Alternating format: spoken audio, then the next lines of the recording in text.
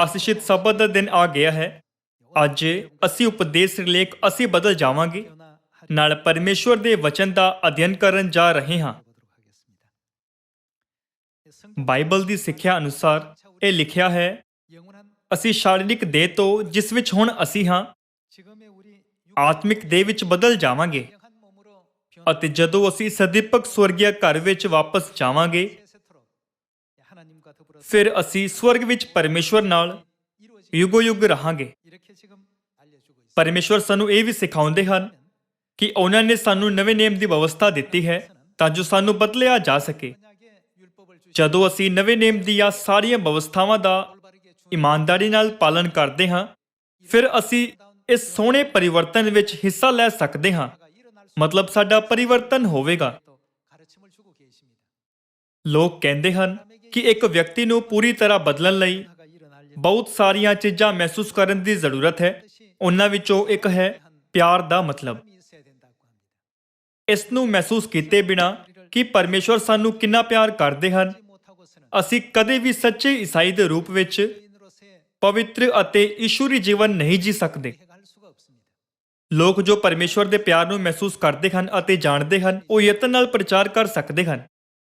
ਲੋਕ ਜੋ ਪਰਮੇਸ਼ਵਰ ਦੇ ਪਿਆਰ ਨੂੰ ਸਮਝਦੇ ਹਨ ਕਦੇ ਵੀ ਖੁਸ਼ਖਬਰੀ ਦਾ ਪ੍ਰਚਾਰ ਕਰਨ ਵਿੱਚ ਨਹੀਂ ਝਿਜਕਦੇ ਅਤੇ ਮਸੀਹ ਉੱਤੇ ਵਿਸ਼ਵਾਸ ਕਰਨਾ ਅਤੇ ਉਹਨਾਂ ਦਾ ਪਾਲਣ ਕਰਨਾ ਨਹੀਂ ਛੱਡਦੇ। ਫਿਰ ਭਾਵੇਂ ਕਿੰਨਾ ਵੀ ਅਤਿਆਚਾਰ, ਮੁਸ਼ਕਲ ਅਤੇ ਕਸ਼ਟ ਉਹਨਾਂ ਦੇ ਰਾਹ ਉੱਤੇ ਕਿਉਂ ਨਾ ਆਉਣ। ਪਹਿਲੇ ਚਰਚ ਦੇ ਸੰਤਾਂ ਨੇ ਖੁਦ ਮਸੀਹ ਨੂੰ ਸਲੀਬ ਉੱਤੇ ਚੜਾਉਂਦੇ ਹੋਏ ਦੇਖਿਆ ਸੀ।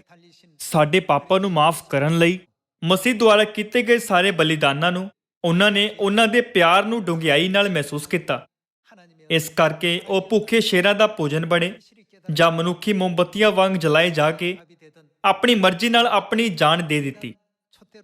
ਰੋਮਨ ਜ਼ਾਲਮਾਂ ਦੇ ਅਤਿਆਚਾਰਾਂ ਦੇ ਬਾਵਜੂਦ ਵੀ ਉਹਨਾਂ ਨੇ ਵਿਸ਼ਵਾਸ ਦੇ ਰਾਹ ਉੱਤੇ ਚੱਲਣਾ ਨਹੀਂ ਛੱਡਿਆ। ਉਹਨਾਂ ਦੇ ਵਿਸ਼ਵਾਸ ਨੂੰ ਇਸ ਤਰ੍ਹਾਂ ਦੇ ਸੰਪੂਰਨ ਜੋਸ਼ੀਲੇ ਅਤੇ ਤੀਬਰ ਵਿਸ਼ਵਾਸ ਵਿੱਚ ਬਦਲਣ ਦਾ ਕਾਰਨ ਪਰਮੇਸ਼ਵਰ ਦੇ ਪ੍ਰਤੀ ਉਹਨਾਂ ਦਾ ਪਿਆਰ ਸੀ। ਉਹਨਾਂ ਨੇ ਪਰਮੇਸ਼ਵਰ ਦੇ ਪਿਆਰ ਨੂੰ ਮਹਿਸੂਸ ਕੀਤਾ ਸੀ। ਅੱਜ ਮੈਨੂੰ ਤੁਹਾਡੇ ਅੱਗੇ ਇੱਕ ਪੁਰਾਣੀ ਪਰੀ ਕਥਾ ਨੂੰ ਸੰਖੇਪ ਵਿੱਚ ਯਾਦ ਕਰਾਉਣ ਦਿਓ। ਕਿ ਤੁਸੀਂ ਲੋਕ ਪ੍ਰਸਿੱਧ ਪਰੀ ਕਥਾ ਬਿਊਟੀ ਐਂਡ ਦਾ ਬੀਸਟ ਜਾਣਦੇ ਹੋ। ਇੱਕ ਬਹੁਤ ਹੀ ਸੋਹਣਾ ਰਾਜਕੁਮਾਰ ਰਹਿੰਦਾ ਸੀ, ਪਰ ਉਹ ਰਾਜਕੁਮਾਰ ਬਹੁਤ ਘਮੰਡੀ ਸੀ। ਉਹ ਹੰਕਾਰੀ ਅਤੇ ਸਵਾਰਥੀ ਸੀ। ਉਹ ਸਿਰਫ ਆਪਣੇ ਬਾਰੇ ਸੋਚਦਾ ਸੀ। ਉਸਨੇ ਕਦੇ ਵੀ ਦੂਸਰਿਆਂ ਬਾਰੇ ਵਿਚਾਰ ਨਹੀਂ ਕੀਤਾ ਸੀ। ਫਿਰ ਇੱਕ ਦਿਨ ਅਚਾਨਕ ਇੱਕ ਬਾਹਰੀ ਵਿਅਕਤੀ ਉਸ ਮਹਿਲ ਵਿੱਚ ਆਇਆ ਜਿੱਥੇ ਰਾਜਕੁਮਾਰ ਰਹਿੰਦਾ ਸੀ। ਰਾਜਕੁਮਾਰ ਨੇ ਬਾਹਰੀ ਵਿਅਕਤੀ ਉੱਤੇ ਧਿਆਨ ਨਹੀਂ ਦਿੱਤਾ ਅਤੇ ਉਸ ਨੂੰ ਮਹਿਲ ਤੋਂ ਬਾਹਰ ਕੱਢਣ ਦਾ ਹੁਕਮ ਦਿੱਤਾ। ਪਰ ਜਿਵੇਂ ਹੀ ਉਸਨੇ ਉਸ ਨੂੰ ਬਾਹਰ ਕੱਢਣ ਦਾ ਹੁਕਮ ਦਿੱਤਾ ਉਸਨੇ ਉਸ ਨੂੰ ਸ਼ਰਾਪ ਦੇ ਦਿੱਤਾ ਅਤੇ ਉਸ ਨੂੰ ਇੱਕ ਡਰਾਉਣੇ ਪਸ਼ੂ ਵਿੱਚ ਬਦਲ ਦਿੱਤਾ। ਉਹ ਇੱਕ ਭਿਆਨਕ ਪਸ਼ੂ ਵਿੱਚ ਬਦਲ ਗਿਆ। ਰਾਜਕੁਮਾਰ ਅਤੇ ਮਹਿਲ ਉੱਤੇ ਕੀਤੇ ਗਏ ਜਾਦੂਗਰਨੀ ਦੇ ਜਾਦੂ ਕਰਕੇ ਉੱਥੇ ਰਹਿਣ ਵਾਲੇ ਉਸਦੇ ਸਾਰੇ ਨੌਕਰ ਘਰੇਲੂ ਵਸਤੂਆਂ ਜਿਵੇਂ ਘੜੀ, ਚਾਹ ਦਾ ਪਿਆਲਾ ਅਤੇ ਇਸ ਤਰ੍ਹਾਂ ਦੀਆਂ ਵਸਤੂਆਂ ਵਿੱਚ ਬਦਲ ਗਏ। ਜਾਦੂ ਨੂੰ ਹਟਾਉਣ ਲਈ ਅਜਿਹੀਆਂ ਸ਼ਰਤਾਂ ਸੀ ਜਿਨ੍ਹਾਂ ਨੂੰ ਪੂਰਾ ਕਰਨ ਦੀ ਲੋੜ ਸੀ। ਰਾਜਕੁਮਾਰ ਨੂੰ ਇੱਕ ਅਜਿਹੇ ਵਿਅਕਤੀ ਨਾਲ ਮਿਲਣਾ ਚਾਹੀਦਾ ਸੀ ਜੋ ਉਸ ਨਾਲ ਪਿਆਰ ਕਰਦਾ ਹੈ ਅਤੇ ਉਸ ਤੋਂ ਬਾਅਦ ਉਸ ਨੂੰ ਸਿੱਖਣਾ ਚਾਹੀਦਾ ਹੈ ਕਿ ਪਿਆਰ ਕੀ ਹੈ। ਸ਼ਰਤ ਇਹ ਸੀ ਕਿ ਪਸ਼ੂ ਨੂੰ ਸੋਹਣੇ ਰਾਜਕੁਮਾਰ ਵਿੱਚ ਉਦੋਂ ਬਦਲਿਆ ਜਾ ਸਕਦਾ ਹੈ ਜਦੋਂ ਉਹ ਪਿਆਰ ਕਰਨਾ ਸਿੱਖ ਜਾਵੇ। ਉਸ ਦੇ ਡਰਾਉਣੇ ਰੂਪ ਦੇ ਕਾਰਨ ਸਾਰੇ ਰਾਜਕੁਮਾਰ ਨੂੰ ਦੇਖਣ ਜਾਂ ਉਸ ਕੋਲ ਆਉਣ ਤੋਂ ਡਰਦੇ ਸੀ। ਫਿਰ ਇੱਕ ਦਿਨ ਉਸ ਦੀ ਮੁਲਾਕਾਤ ਬੇਲ ਨਾਮ ਦੀ ਇੱਕ ਸੋਹਣੀ ਕੁੜੀ ਨਾਲ ਹੋਈ। ਇਸ ਤੋਂ ਬਾਅਦ ਪਸ਼ੂ ਅਤੇ ਬੇਲ ਇੱਕ ਦੂਸਰੇ ਨਾਲ ਪਿਆਰ ਕਰਨ ਲੱਗੇ। ਉਹ ਪਸ਼ੂ ਭਾਵੇਂ ਜਿਸ ਤਰ੍ਹਾਂ ਦਾ ਵੀ ਦਿਖਦਾ ਸੀ, ਬੈਲ ਨਾਮ ਦੀ ਇੱਕ ਸੋਹਣੀ ਕੁੜੀ ਨੂੰ ਮਿਲਣ ਤੋਂ ਬਾਅਦ ਜਿਸ ਨਾਲ ਉਸ ਨੂੰ ਪਿਆਰ ਹੋ ਗਿਆ, ਉਸਨੇ ਪਿਆਰ ਕਰਨਾ ਸਿੱਖਿਆ ਅਤੇ ਪਿਆਰ ਦਾ ਸਹੀ ਮਤਲਬ ਵੀ ਮਹਿਸੂਸ ਕੀਤਾ। ਨਤੀਜੇ ਵਜੋਂ ਉਹ ਆਖਰਕਾਰ ਇੱਕ ਸੋਹਣੇ ਰਾਜਕੁਮਾਰ ਦੇ ਰੂਪ ਵਿੱਚ ਬਦਲਣ ਵਿੱਚ ਸਫਲ ਹੋਇਆ ਜਿਵੇਂ ਉਹ ਪਹਿਲਾਂ ਸੀ। ਇਹ ਬਿਊਟੀ ਐਂਡ ਦਾ ਬੀਸਟ ਦੀਆਂ ਪਰੀਆਂ ਦੀ ਕਹਾਣੀ ਹੈ। ਭਾਵੇਂ ਇਹ ਬੱਚਿਆਂ ਦੀ ਇੱਕ ਕਹਾਣੀ ਹੈ, ਮੈਂ ਇਸ ਨੂੰ ਤੁਹਾਡੇ ਨਾਲ ਸਾਂਝਾ ਕੀਤਾ ਕਿਉਂਕਿ ਇਹ ਸਾਡੇ ਲਈ ਬਾਈਬਲ ਦੀਆਂ ਸਿੱਖਿਆਵਾਂ ਨੂੰ ਆਸਾਨੀ ਨਾਲ ਸਮਝਣ ਅਤੇ ਸੰਬੰਧਿਤ ਕਰਨ ਲਈ ਇੱਕ ਆਸਾਨ ਕਹਾਣੀ ਵਾਂਗ ਲੱਗਦੀ ਹੈ। ਕਿ ਕਿਵੇਂ ਸਾਡੀ ਪਾਪ ਨਾਲ ਭਰੀ ਸਰੀਰਿਕ ਦੇ ਪਲ ਭਰ ਵਿੱਚ ਪਲਕ ਝਪਕਦੇ ਹੀ ਬਦਲ ਜਾਵੇਗੀ ਅਤੇ ਸਾਡੇ ਮੂਲ ਸਰੂਪ ਆਤਮਿਕ ਦੇ ਵਿੱਚ ਬਦਲ ਜਾਣਗੇ। ਜਿੱਥੋਂ ਤੱਕ ਸਾਡੇ ਵਿਸ਼ਵਾਸ ਦੀ ਗੱਲ ਹੈ, ਸਾਨੂੰ ਸਵਰਗੀ ਪਿਤਾ ਅਤੇ ਸਵਰਗੀ ਮਾਤਾ ਜੀ ਦੇ ਮਹਾਨ ਪਿਆਰ ਨੂੰ ਮਹਿਸੂਸ ਕਰਨਾ ਚਾਹੀਦਾ ਹੈ, ਤਾਂ ਜੋ ਸਾਡੇ ਅੰਦਰ ਇੱਕ ਕਿਰਪਾਪੂਰਨ ਅਤੇ ਸੰਪੂਰਨ ਪਰਿਵਰਤਨ ਹੋ ਸਕੇ। ਬਦਲਣ ਲਈ ਸਾਨੂੰ ਕਿਸੇ ਅਜਿਹੇ ਵਿਅਕਤੀ ਨਾਲ ਵੀ ਮਿਲਣਾ ਚਾਹੀਦਾ ਹੈ ਜਿਸ ਨਾਲ ਅਸੀਂ ਪਿਆਰ ਕਰਦੇ ਹਾਂ। ਬਾਈਬਲ ਵਿੱਚ ਲਿਖੀਆਂ ਗਈਆਂ ਭਵਿੱਖਬਾਣੀਆਂ ਦੇ ਅਨੁਸਾਰ ਪਰਮੇਸ਼ਵਰ ਨੇ ਸਾਨੂੰ ਸਿਖਾਇਆ ਹੈ ਕਿ ਅਸੀਂ ਵਾਪਸ ਸਵਰਗ ਦੂਤਾਂ ਦੇ ਰੂਪ ਵਿੱਚ ਬਦਲ ਜਾਵਾਂਗੇ, ਜੋ ਅਸੀਂ ਪਹਿਲਾਂ ਸਦੀਪਕ ਸਵਰਗ ਦੇ ਰਾਜ ਵਿੱਚ ਸੀ। ਪਰ ਇਹ ਬਦਲਾਅ ਹੋਣ ਲਈ ਸਾਨੂੰ ਬਾਈਬਲ ਦੀਆਂ ਸਿੱਖਿਆਵਾਂ ਦੇ ਅਨੁਸਾਰ ਪਰਮੇਸ਼ਵਰ ਦੀ ਵਿਵਸਥਾ ਅਤੇ ਹੁਕਮਾਂ ਦਾ ਇਮਾਨਦਾਰੀ ਨਾਲ ਪਾਲਣ ਕਰਨਾ ਚਾਹੀਦਾ ਹੈ। ਸਾਡੇ ਪਰਿਵਰਤਨ ਨੂੰ ਸੰਭਵ ਬਣਾਉਣ ਵਾਲੇ ਆਤਮਿਕ ਕਾਰਕ ਪਰਮੇਸ਼ਵਰ ਦੇ ਸਾਰੇ ਹੁਕਮਾਂ ਵਿੱਚ ਸ਼ਾਮਲ ਹਨ। ਪਹਿਲੇ ਚਰਚ ਦੇ ਸਾਰੇ ਸੰਤਾਂ ਕੋਲ ਸ਼ੁਰੂ ਤੋਂ ਹੀ ਇੰਨਾ ਮਜ਼ਬੂਤ ਵਿਸ਼ਵਾਸ ਨਹੀਂ ਸੀ, ਪਰ ਜਿਵੇਂ-ਜਿਵੇਂ ਉਹਨਾਂ ਨੇ ਮਸੀਹ ਬਾਰੇ ਸਿੱਖਿਆ ਅਤੇ ਉਹਨਾਂ ਦੀਆਂ ਸਿੱਖਿਆਵਾਂ ਦਾ ਜ਼ਿਆਦਾ ਤੋਂ ਜ਼ਿਆਦਾ ਪਾਲਣ ਕਰਨਾ ਸ਼ੁਰੂ ਕੀਤਾ, ਉਹਨਾਂ ਨੇ ਮਹਿਸੂਸ ਕੀਤਾ ਕਿ ਯੀਸ਼ੂ ਨੇ ਇਸ ਲਈ ਬਲੀਦਾਨ ਨਹੀਂ ਕੀਤਾ ਅਤੇ ਸਲੀਬ ਉੱਤੇ ਆਪਣਾ ਲਹੂ ਵਹਾਇਆ ਕਿਉਂਕਿ ਉਹਨਾਂ ਨੇ ਕੁਝ ਗਲਤ ਕੀਤਾ ਸੀ, ਬਲਕਿ ਉਹਨਾਂ ਨੇ ਅਜਿਹਾ ਇਸ ਲਈ ਕੀਤਾ ਕਿਉਂਕਿ ਅਸੀਂ ਸਵਰਗ ਵਿੱਚ ਲੱਖਾਂ ਪਾਪ ਕੀਤੇ ਸੀ। ਉਹਨਾਂ ਨੇ ਮਹਿਸੂਸ ਕੀਤਾ ਕਿ ਮਸੀਹ ਨੂੰ ਸਾਡੇ ਬਦਲੇ ਕੋੜੇ ਮਾਰੇ ਗਏ, ਅਪਮਾਨਿਤ ਕੀਤਾ ਗਿਆ ਅਤੇ ਸਲੀਬ ਉੱਤੇ ਚੜਾਇਆ ਗਿਆ। ਸਾਡੇ ਗੰਭੀਰ ਪਾਪਾਂ ਨੂੰ ਮਾਫ ਕਰਨ ਲਈ ਉਹ ਚੁੱਪਚਾਪ ਦੁਖੀ ਹੋਏ ਕਿਉਂਕਿ ਉਹਨਾਂ ਨੇ ਬਲੀਦਾਨ ਕਰਨ ਵਾਲੇ ਇਸ ਪਿਆਰ ਨੂੰ ਮਹਿਸੂਸ ਕੀਤਾ। ਇਸ ਲਈ ਇਸ ਧਰਤੀ ਉੱਤੇ ਕੁਝ ਵੀ ਉਹਨਾਂ ਦੇ ਵਿਸ਼ਵਾਸ ਨੂੰ ਪ੍ਰਭਾਵਿਤ ਨਹੀਂ ਕਰ ਸਕਿਆ। ਫਿਰ ਭਾਵੇਂ ਕਿੰਨੀਆਂ ਮੁਸ਼ਕਲਾਂ, ਅਤਿਆਚਾਰ ਜਾਂ ਨਿੰਦਿਆ ਉਹਨਾਂ ਉੱਤੇ ਕਿਉਂ ਨਾ ਆਏ, ਭਾਵੇਂ ਕਿੰਨੀਆਂ ਲੋਕਾਂ ਨੇ ਉਹਨਾਂ ਨੂੰ ਕੁਧਰਮੀ ਕਿਹਾ ਅਤੇ ਨਿੰਦਾ ਕੀਤੀ, ਕੁਝ ਵੀ ਪਹਿਲੇ ਚਰਚ ਦੇ ਸੰਤਾਂ ਦੇ ਵਿਸ਼ਵਾਸ ਨੂੰ ਨਸ਼ਟ ਨਹੀਂ ਕਰ ਸਕਿਆ। ਇਸ ਲਈ ਅਸੀਂ ਬਦਲ ਜਾਵਾਂਗੇ। ਅੱਜ ਦੇ ਉਪਦੇਸ਼ ਸਿਰਲੇਖ ਦੁਆਰਾ ਸਾਨੂੰ ਖੁਦ ਨੂੰ ਪੁੱਛਣ ਦੀ ਲੋੜ ਹੈ ਕਿ ਅਸੀਂ ਸਹੀ ਤਰ੍ਹਾਂ ਪਰਮੇਸ਼ਵਰ ਨੂੰ ਜਾਣਦੇ ਹਾਂ ਅਤੇ ਪਰਮੇਸ਼ਵਰ ਦੇ ਪ੍ਰਤੀ ਇੰਨਾ ਡੂੰਘਾ ਪਿਆਰ ਰੱਖਦੇ ਹਾਂ। ਜਿਸ ਘੜੀ ਅਸੀਂ ਪਰਮੇਸ਼ਵਰ ਦੇ ਪਿਆਰ ਨੂੰ ਮਹਿਸੂਸ ਕਰਾਂਗੇ, ਸਾਡੇ ਅੰਦਰ ਇੱਕ ਪਰਿਵਰਤਨ ਹੋਵੇਗਾ। ਪਰੀਆਂ ਦੀ ਕਹਾਣੀ ਵਿੱਚ ਰਾਜਕੁਮਾਰ ਜਾਦੂ ਦੇ ਕਾਰਨ ਇੱਕ ਪਸ਼ੂ ਬਣ ਗਿਆ, ਪਰ ਉਸ ਤੋਂ ਬਾਅਦ ਜਦੋਂ ਉਹ ਅਜਿਹੇ ਵਿਅਕਤੀ ਨੂੰ ਮਿਲਿਆ ਜਿਸ ਨਾਲ ਉਹ ਪਿਆਰ ਕਰਨ ਲੱਗਾ ਅਤੇ ਮਹਿਸੂਸ ਕੀਤਾ ਕਿ ਪਿਆਰ ਕੀ ਹੁੰਦਾ ਹੈ, ਫਿਰ ਉਹ ਆਪਣੇ ਪਹਿਲੇ ਸਰੂਪ ਵਿੱਚ ਬਦਲਿਆ ਗਿਆ। ਸਾਡੇ ਵਿਸ਼ਵਾਸ ਨਾਲ ਵੀ ਅਜਿਹਾ ਹੀ ਹੈ। ਸਾਨੂੰ ਸਿਰਫ ਆਦਤ ਅਨੁਸਾਰ ਸਿਓਨ ਵਿੱਚ ਨਹੀਂ ਆਉਣਾ ਚਾਹੀਦਾ, ਆਦਤ ਅਨੁਸਾਰ ਪ੍ਰਚਾਰ ਨਹੀਂ ਕਰਨਾ ਚਾਹੀਦਾ ਜਾਂ ਆਦਤ ਅਨੁਸਾਰ ਪ੍ਰਾਰਥਨਾ ਨਹੀਂ ਕਰਨੀ ਚਾਹੀਦੀ। ਪ੍ਰਾਰਥਨਾ ਦਾ ਸਮਾਂ ਪਰਮੇਸ਼ਵਰ ਨਾਲ ਗੱਲ ਕਰਨ ਦਾ ਸਮਾਂ ਹੈ। ਜੇਕਰ ਅਸੀਂ ਪਰਮੇਸ਼ਵਰ ਨਾਲ ਪਿਆਰ ਕਰਦੇ ਹਾਂ, ਫਿਰ ਅਸੀਂ ਉਸ ਸਮੇਂ ਦੀ ਕਿੰਨੀ ਉਤਸ਼ਾਹ ਨਾਲ ਉਡੀਕ ਕਰਾਂਗੇ ਕਿ ਸਾਨੂੰ ਇਹ ਉਮੀਦ ਕਰਦੇ ਹੋਏ ਕਿ ਜਿੰਨਾ ਜਲਦੀ ਹੋ ਸਕੇ ਓਨੀ ਜਲਦੀ ਉਹ ਸਮਾਂ ਆਵੇ, ਉਸ ਸਮੇਂ ਦੀ ਉਡੀਕ ਨਹੀਂ ਕਰਾਂਗੇ। ਜੇਕਰ ਅਸੀਂ ਪਰਮੇਸ਼ਵਰ ਦਾ ਪਿਆਰ ਸਮਝਦੇ ਹੋਏ ਸਿਓਨ ਆਉਂਦੇ ਹਾਂ, ਫਿਰ ਕੀ ਅਸੀਂ ਹਰ ਸਬਤ ਦੇ ਦਿਨ ਇੱਥੇ ਆਉਣ ਲਈ ਉਤਸ਼ਾਹਿਤ ਨਹੀਂ ਹੋਵਾਂਗੇ? ਪਰ ਜੇਕਰ ਸਾਡੇ ਕੋਲ ਪਰਮੇਸ਼ਵਰ ਦੇ ਪ੍ਰਤੀ ਪਿਆਰ ਨਹੀਂ ਹੈ ਜਾਂ ਪਰਮੇਸ਼ਵਰ ਦੇ ਪ੍ਰਤੀ ਸਾਡਾ ਪਿਆਰ ਠੰਡਾ ਹੋ ਗਿਆ ਹੈ, ਫਿਰ ਅਸੀਂ ਸਬਤ ਦੇ ਦਿਨ ਜਾਂ ਹੋਰ ਪਵਿੱਤਰ ਪਰਵਾਂ ਦੇ ਬਜਾਏ ਇਸ ਦੁਨੀਆ ਦੀਆਂ ਚੀਜ਼ਾਂ ਨੂੰ ਉੱਚ ਪਹਿਲ ਦੇਵਾਂਗੇ। ਸਾਨੂੰ ਸੰਸਾਰਿਕ ਕੰਮ ਕਰਨ ਅਤੇ ਸੰਸਾਰ ਵਿੱਚ ਲੋਕਾਂ ਨੂੰ ਮਿਲਣ ਵਿੱਚ ਪਰਮੇਸ਼ਵਰ ਦੇ ਹੁਕਮਾਂ ਦਾ ਪਾਲਣ ਕਰਨ ਨਾਲੋਂ ਜ਼ਿਆਦਾ ਖੁਸ਼ੀ ਮਿਲੇਗੀ। ਜਦੋਂ ਪਰਮੇਸ਼ਵਰ ਦੇ ਪ੍ਰਤੀ ਸਾਡਾ ਪਿਆਰ ਠੰਡਾ ਹੋ ਜਾਂਦਾ ਹੈ, ਫਿਰ ਅਸੀਂ ਉਸ ਰਾਜਕੁਮਾਰ ਵਾਂਗ ਹੋਵਾਂਗੇ ਜੋ ਜਾਦੂ ਕਰਕੇ ਸ਼ਰਾਪਿਤ ਸੀ। ਬਾਈਬਲ ਸਾਨੂੰ ਲਗਾਤਾਰ ਸਿਖਾਉਂਦੀ ਹੈ ਕਿ ਪਰਮੇਸ਼ਵਰ ਸਾਨੂੰ ਕਿੰਨਾ ਪਿਆਰ ਕਰਦੇ ਹਨ। ਇਸ ਲਈ ਸਾਨੂੰ ਸਾਡੇ ਪ੍ਰਤੀ ਪਰਮੇਸ਼ਵਰ ਦੇ ਪਿਆਰ ਨੂੰ ਸਿਰਫ ਬਾਈਬਲ ਵਿੱਚ ਲਿਖੇ ਗਏ ਕੁਝ ਵਾਕਾਂ ਦੇ ਰੂਪ ਵਿੱਚ ਨਹੀਂ ਮੰਨਣਾ ਚਾਹੀਦਾ। ਬਾਈਬਲ ਪਰਮੇਸ਼ਵਰ ਦਾ ਪ੍ਰੇਮ ਪੱਤਰ ਹੈ ਜੋ ਸਾਨੂੰ ਇਹ ਵਿਅਕਤ ਕਰਨ ਲਈ ਲਿਖਿਆ ਗਿਆ ਹੈ ਕਿ ਉਹ ਸਾਨੂੰ ਕਿੰਨਾ ਪਿਆਰ ਕਰਦੇ ਹਨ ਅਤੇ ਸਾਡੀ ਕਿੰਨੀ ਚਿੰਤਾ ਕਰਦੇ ਹਨ। ਪਰਮੇਸ਼ਵਰ ਉਹ ਨਹੀਂ ਹਨ ਜਿਨ੍ਹਾਂ ਨੂੰ ਕੋੜੇ ਮਾਰਨੇ, ਨਿੰਦਿਆ ਜਾਂ ਅਪਮਾਨਿਤ ਕੀਤਾ ਜਾਣਾ ਚਾਹੀਦਾ ਸੀ, ਹੈ ਨਾ? ਹਾਲਾਂਕਿ ਉਹ ਸਾਡੇ ਪਾਪਾਂ ਕਰਕੇ ਕਸ਼ਟ ਦੇ ਇਸ ਰਾਹ ਉੱਤੇ ਚੱਲੇ। ਕੀ ਅਸੀਂ ਪਰਮੇਸ਼ਵਰ ਨੂੰ ਪਿਆਰ ਕਰਨ ਵਾਲੇ ਮੰਨਦੇ ਹਾਂ? ਕੀ ਅਸੀਂ ਸੱਚਮੁੱਚ ਉਹਨਾਂ ਨਾਲ ਪਿਆਰ ਕਰਦੇ ਹਾਂ?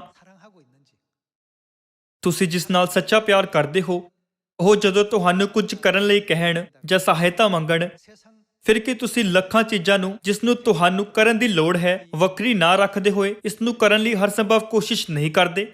ਹੁਣ ਸਮਾਂ ਆ ਗਿਆ ਹੈ ਕਿ ਸਾਨੂੰ ਇੱਕ ਵਾਰ ਫਿਰ ਆਪਣੇ ਵਿਸ਼ਵਾਸ ਦੀ ਜਾਂਚ ਕਰਨੀ ਚਾਹੀਦੀ ਅਤੇ ਪਰਮੇਸ਼ਵਰ ਦੇ ਪ੍ਰਤੀ ਆਪਣੇ ਪਿਆਰ ਦੇ ਤਾਪਮਾਨ ਨੂੰ ਜਾਂਚਣਾ ਚਾਹੀਦਾ ਹੈ। ਆਓ ਅਸੀਂ ਯਹੂਨਾ ਅਧਿਆਇ 13 ਉੱਤੇ ਜਾਈਏ। ਅਧਿਆਇ 13 ਵਚਨ 34। ਮੈਂ ਤੁਹਾਨੂੰ ਨਵਾਂ ਹੁਕਮ ਦਿੰਦਾ ਹਾਂ ਕਿ ਇੱਕ ਦੂਏ ਨੂੰ ਪਿਆਰ ਕਰੋ, ਅਰਥਾਤ ਜਿਵੇਂ ਮੈਂ ਤੁਹਾਨੂੰ ਪਿਆਰ ਕੀਤਾ ਤਿਵੇਂ ਤੁਸੀਂ ਇੱਕ ਦੂਏ ਨੂੰ ਪਿਆਰ ਕਰੋ। ਜੇ ਤੁਸੀਂ ਆਪੋ ਵਿੱਚ ਪ੍ਰੇਮ ਰੱਖੋ ਤਾਂ ਇਸੇ ਤੋਂ ਸਭ ਜਾਣਨਗੇ ਭਈ ਤੁਸੀਂ ਮੇਰੇ ਚੇਲੇ ਹੋ। ਪਰਮੇਸ਼ਵਰ ਲਗਾਤਾਰ ਸਾਨੂੰ ਦੱਸਦੇ ਹਨ ਕਿ ਉਹ ਸਾਨੂੰ ਕਿੰਨਾ ਪਿਆਰ ਕਰਦੇ ਹਨ।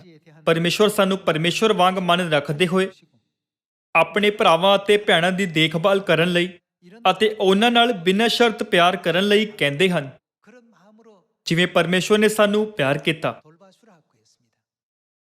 ਆਓ ਅਸੀਂ ਇਕੱਠੇ ਰੋਮੀਆਂ ਦੀ ਕਿਤਾਬ ਅਧਿਆਇ 8 ਵਚਨ 33 ਪੜ੍ਹੀਏ। ਇਹ ਕਹਿੰਦਾ ਹੈ, ਪਰਮੇਸ਼ਵਰ ਦੇ ਚੁਣਿਆ ਹੋਇਆਂ ਦੇ ਉੱਤੇ ਕੌਣ ਦਾਅਵਾ ਕਰੇਗਾ? ਪਰਮੇਸ਼ਵਰ ਹੀ ਹੈ ਜਿਹੜਾ ਧਰਮੀ ਠਹਿਰਾਉਂਦਾ ਹੈ। ਉਹ ਕੌਣ ਹੈ ਜੋ ਸਜ਼ਾ ਦਾ ਹੁਕਮ ਦੇਵੇਗਾ? ਮਸੀਹ ਯੀਸ਼ੂ ਹੀ ਹੈ ਜਿਹੜਾ ਮਰ ਗਿਆ, ਹਾਂ ਸਗੋਂ ਮੁਰਦਿਆਂ ਵਿੱਚੋਂ ਜਿਵਾਲਿਆ ਗਿਆ, ਜਿਹੜਾ ਪਰਮੇਸ਼ਵਰ ਦੇ ਸੱਜੇ ਪਾਸੇ ਹੈ ਅਤੇ ਸਾਡੇ ਲਈ ਸਿਫਾਰਿਸ਼ ਕਰਦਾ ਹੈ। ਕੌਣ ਸਾਨੂੰ ਮਸੀਹ ਦੇ ਪਿਆਰ ਤੋਂ ਅੱਡ ਕਰੇਗਾ? ਕਿਉਂਕਿ ਰਸੂਲ ਪੌਲੁਸ ਨੇ ਪਰਮੇਸ਼ਵਰ ਦੇ ਪਿਆਰ ਨੂੰ ਸਮਝਿਆ ਸੀ। ਉਸ ਨੇ 39 ਕੋੜੇ ਖਾਣ ਜਾਂ ਪਥਰਾ ਕੀਤੇ ਜਾਣ ਜਾਂ ਬੈਤਾ ਖਾਣ ਤੋਂ ਬਚਣ ਦੀ ਕੋਸ਼ਿਸ਼ ਨਹੀਂ ਕੀਤੀ। ਉਸ ਨੇ ਬਹੁਤ ਸਾਰੀਆਂ ਮੁਸ਼ਕਲਾਂ ਦਾ ਸਾਹਮਣਾ ਕੀਤਾ। ਉਹ ਭੁੱਖਾ ਸੀ ਅਤੇ ਉਹ ਨਦੀਆਂ ਦੇ ਜੋਖਿਮਾਂ ਵਿੱਚ ਅਤੇ ਡਾਕੂਆਂ ਦੇ ਜੋਖਿਮਾਂ ਵਿੱਚ ਸੀ।